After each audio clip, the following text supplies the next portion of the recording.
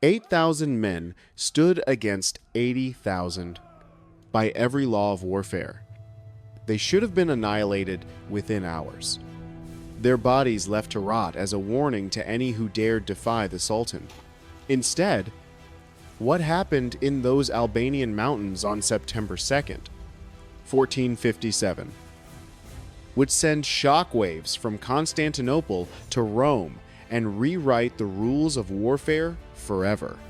Picture this: 30,000 Ottoman soldiers would die in a single day, not in a siege that lasted months, grinding down stone and bone alike, not in a campaign across years, in 6 hours. The fate of Christian Europe hung on one impossible ambush that military experts still call mathematically impossible.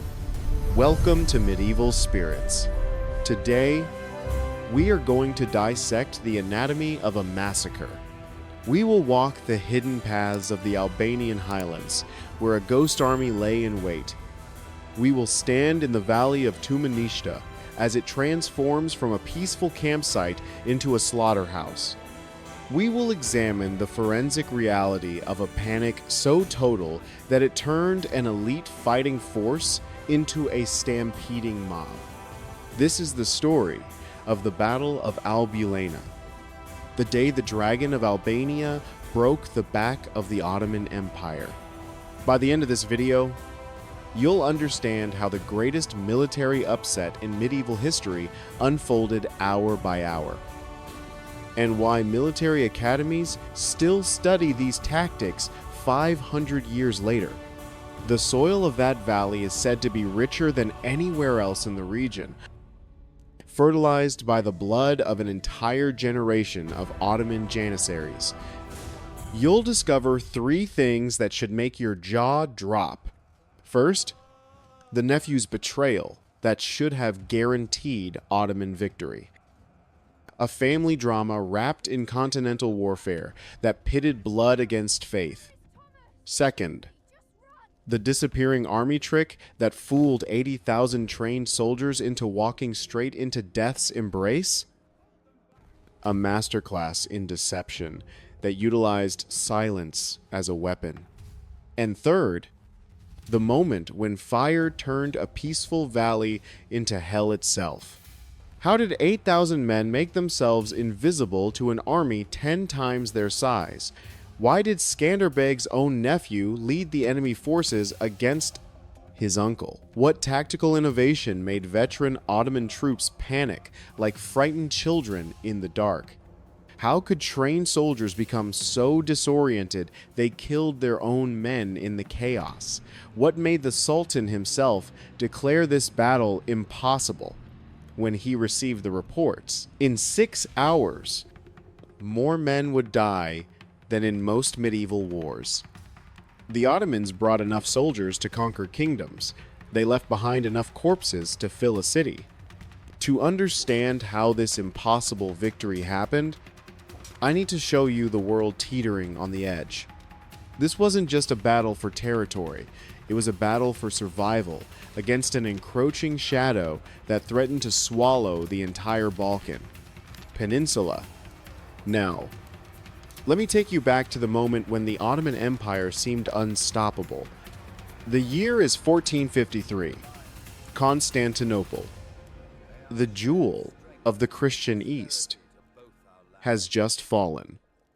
Its massive walls breached by the thunder of Ottoman cannon. The Ottoman Empire under Sultan Mehmed II is at its terrifying peak. Their armies have crushed kingdom after kingdom, Serbia gone. The Byzantine Empire erased. Parts of Hungary conquered. The Ottoman war machine seems invincible.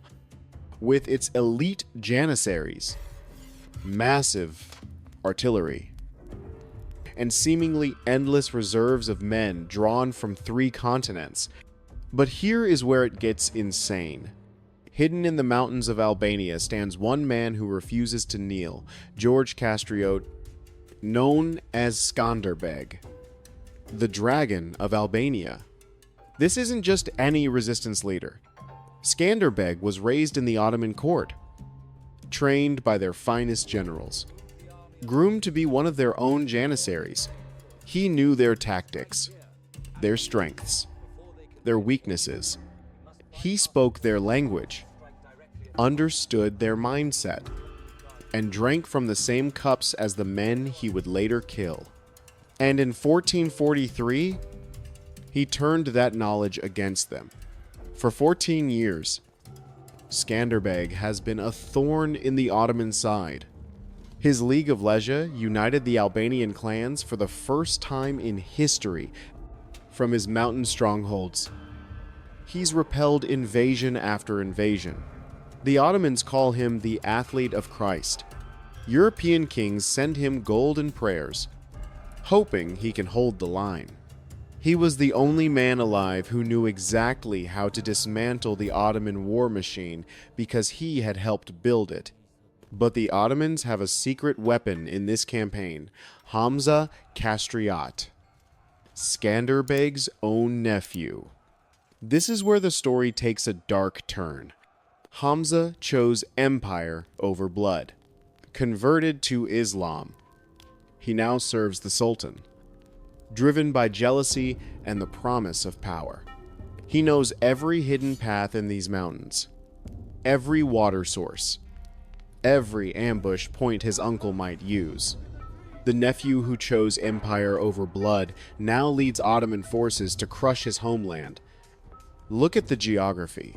Albania sits as the gateway to Europe. If it falls, the road to Rome lies open.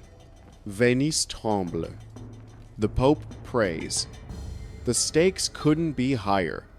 This isn't just about one small mountain kingdom. It's about whether Christian Europe can resist the Ottoman tide. The Ottomans assemble their force, 80,000 men, according to most sources, though some say as few as 40,000. Even at the lowest estimate, they outnumber Skanderbeg's forces 4-1. They have the best equipment, unlimited supplies, and now insider knowledge from the traitor nephew. David versus Goliath doesn't capture it. This is David versus Goliath's entire extended family. And David's cousin is showing Goliath where David hides his sling. But hidden in these mountains was a secret weapon that would soon turn mathematical certainty into historical impossibility. When 80,000 boots began marching toward Albania in the summer of 1457, Skanderbeg did something nobody expected. He made his army disappear. The Ottoman force composition tells you everything about their confidence. 40,000 infantry formed the backbone. Veteran soldiers who'd conquered cities from Anatolia to the Balkans.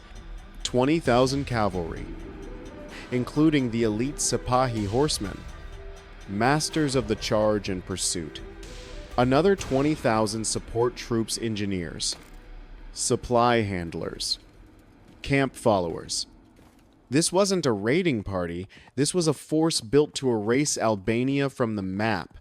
Leading them were Isak Bey and Hamza Kastriot. Isak Bey, governor of Uskap, burning for revenge after previous defeats, and Hamza, who knew every secret his uncle possessed, or so he thought. Hamza believed he held the keys to the kingdom, unaware that his uncle had already changed the locks. He knew every path through these mountains, every hiding spot the Albanian forces favored, every water source and defensible position. Now watch what happens when desperation meets genius. Skanderbeg's 8,000 men weren't just outnumbered, they were outmatched in equipment, supplies, and conventional strength. But every man was handpicked, mountain-born, raised in these peaks where the air is thin and the paths are treacherous. They could move through terrain that would exhaust lowlanders. They knew how to disappear into landscapes that seemed to offer no cover. The Tumanishta Valley would become the stage for this deadly performance. Picture it along narrow valley with steep sides, forests providing cover on the heights, and, crucially, only one good entrance and exit for a large force.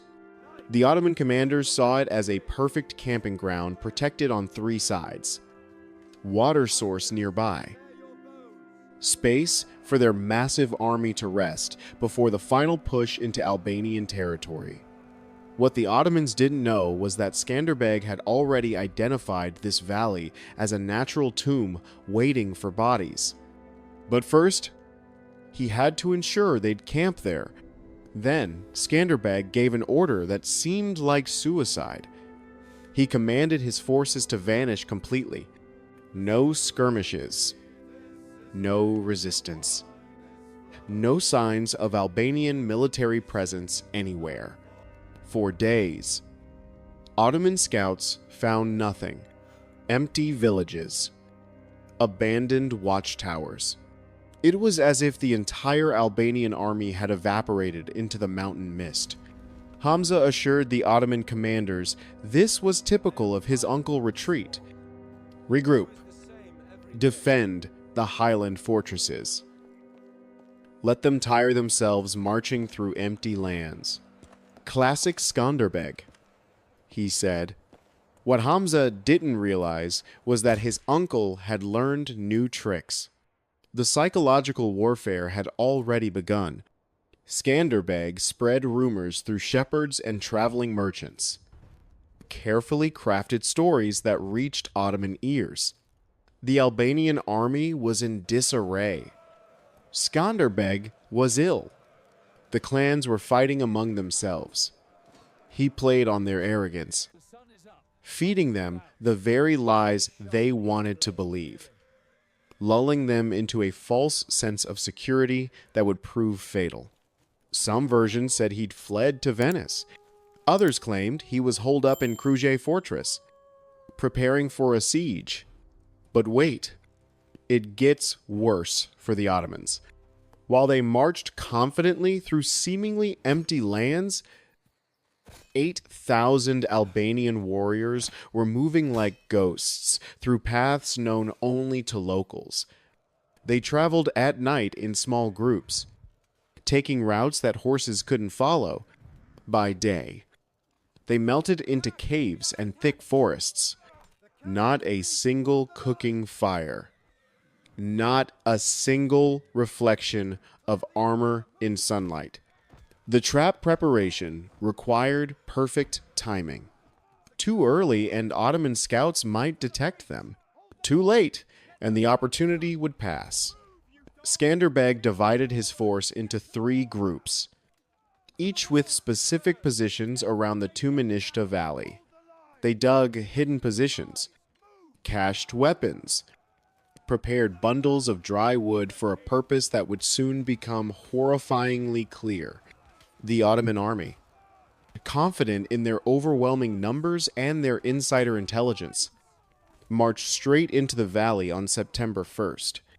They saw a perfect camping ground protected, watered, spacious. Hamza confirmed this was safe territory, far from any Albanian strongholds.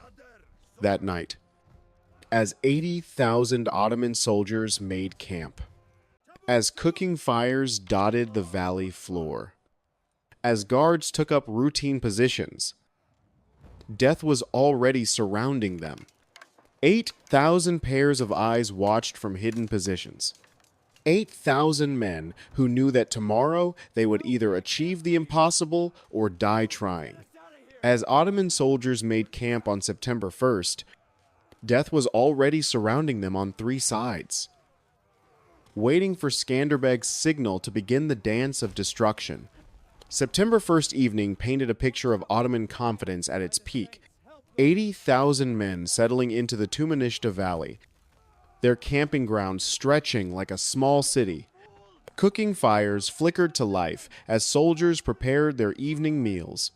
The sounds of an army at rest, laughter, conversation in Turkish and Arabic, the clanking of weapons being cleaned, horses being tended, The smoke from their fires drifted up into the trees, masking the scent of the thousands of Albanian warriors waiting in the dark just above them. Officers toured the perimeter, satisfied with their defensive positions.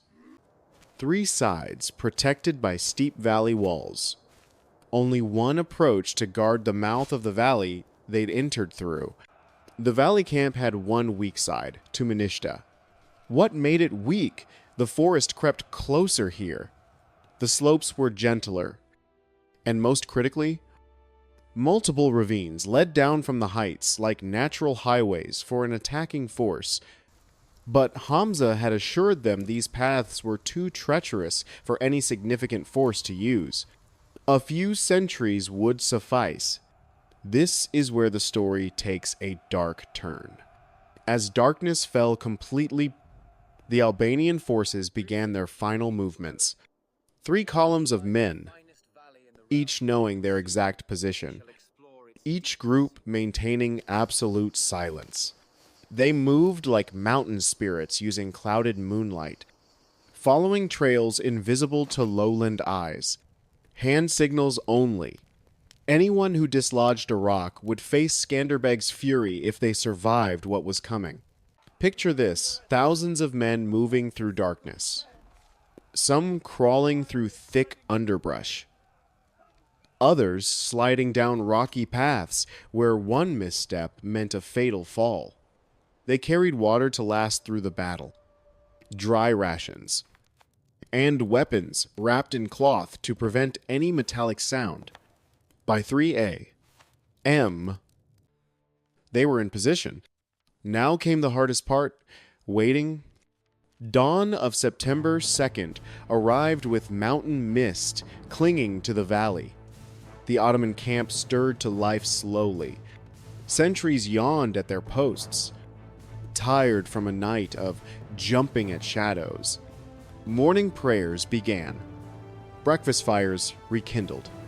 The day promised to be warm and clear, perfect for continuing their march deeper into Albania.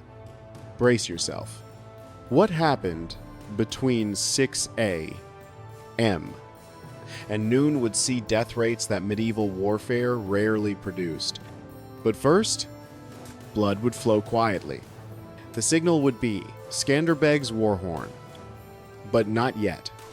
First came the silent elimination of outer guards. Albanian mountain warriors, expert hunters since childhood, crept forward, a hand over a mouth, a blade across a throat. One by one, Ottoman sentries on the valley's weak side simply disappeared. Their bodies were dragged into the undergrowth, their final gasps swallowed by the morning fog, leaving the camp blind and deaf to the approaching storm. No alarms, no screams, just men vanishing into morning mist. At exactly 6 a.m., everything changed. The note from Skanderbeg's war horn echoed across the valley, a sound every Albanian recognized. A sound that froze Ottoman blood. It bounced off the valley walls, seeming to come from everywhere at once. Here's the detail that still baffles historians. The initial Ottoman confusion lasted only moments before trained military discipline should have kicked in. These were veteran soldiers. They'd faced ambushes before, but something about this attack shattered their composure immediately. It started with arrows, not from one direction, but from 3. The morning sky darkened with shafts as Albanian archers positioned on the heights released their first volleys. Men fell before they could grab shields. Horses screamed and thrashed. But this was just the overture. Now comes the part they don't teach in schools. As Ottoman officers bellowed orders trying to form defensive lines, Albanian battle cries erupted from multiple directions, not the organized war shouts of conventional armies. but wild, ululating cries that echoed and re-echoed off the valley walls until it seemed like 30,000 attackers instead of 8,000. This is where Hamza realized his fatal error. He knew his uncle's traditional tactics: hit and run, ambush, and retreat. But this was something new. Skanderbeg wasn't trying to hurt the Ottoman army and escape. He was trying to destroy it. But then the Ottomans did something unexpected. Despite the chaos, elite Janissary units began forming squares, their training overcoming initial shock. Ottoman cavalry officers rallied their men for countercharges. For a moment, it looked like Ottoman discipline might prevail over Albanian audacity. Multiple attack vectors activated simultaneously. The main Albanian cavalry force, led by Skanderbeg himself, crashed into the Ottoman left flank. A second force hit from the right. Infantry poured down from hidden positions, screaming like demons. But the killing hadn't even started yet. The psychology of ambush took hold.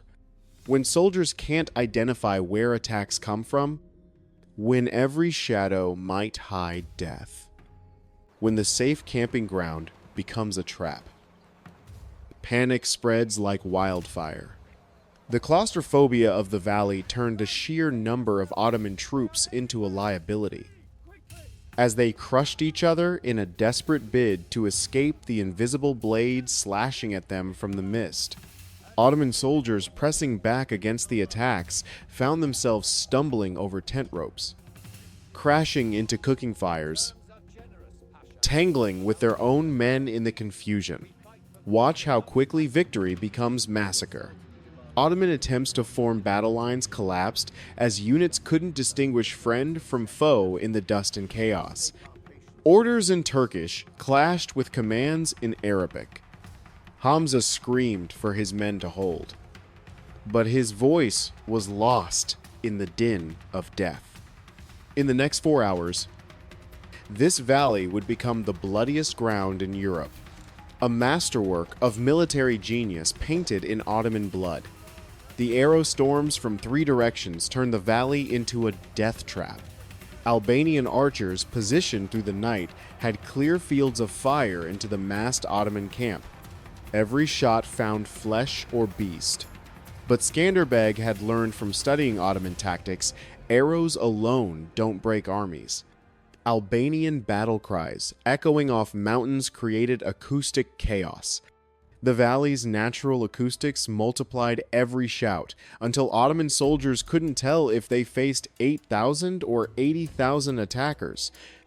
This wasn't accidental. Skanderbeg had tested these echoes himself. Then came the first cavalry charge. Skanderbeg led it personally, smashing into the Ottoman left, where the valley wall created a natural funnel. The impact was devastating. Ottoman soldiers, still struggling to form ranks, were ridden down. Albanian lances found gaps in hastily raised shields. The morning air filled with the crash of impact, the scream of wounded horses, the desperate shouts of men realizing they were trapped. But then the Ottomans did something unexpected. Isaac Bey, veteran of many battles, managed to rally his personal guard. They formed a defensive square, bristling with spears. For a moment, it looked like Ottoman discipline might create an anchor point for recovery. Other units, seeing this island of order in the chaos, began fighting their way toward it. The valley became mud and blood as thousands of feet churned the ground. The pristine camping ground transformed into a hellscape. Men slipped in gore, fell over bodies, trampled wounded comrades in their panic. The Ottoman numerical advantage became a curse. Too many men in too small a space. The killing was so efficient, so concentrated that medieval warfare had rarely seen such death rates. As the smoke cleared, the impossible had happened. The lion of the Ottomans had been devoured by the eagle of Albania, leaving nothing but bones in the valley of Albulena.